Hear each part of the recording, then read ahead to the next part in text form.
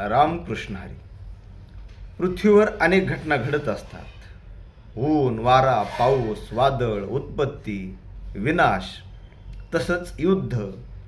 काही ठिकाणी मंदिरं बांधली जातात, काही ठिकाणी भक्ती होते, काही ठिकाणी शांतता. याच्याही उलट काही ठिकाणी अशांतता, अन्याय, अत्याचार, पाप, पुण्य हा घटनाक्रम सारखा चालूच आहे.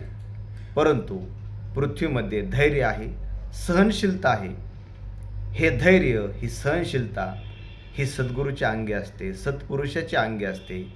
जे चांगली माणसं असतात त्यांच्या अंगी हा सहनशीलतेचा गुण असल्यामुळे ते शांत असतात.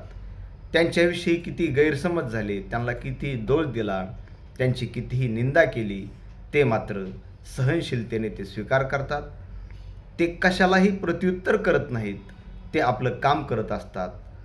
पृथ्वीमधून या सत्पुरुषाच्या जीवनातून आपण हाच गुण घ्यावा, हेच सद्गुरू शेख मोहम्मद महाराज आपल्याला सांगतात.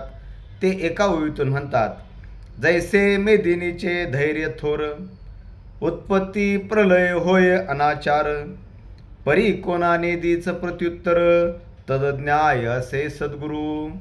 रामकृष्ण.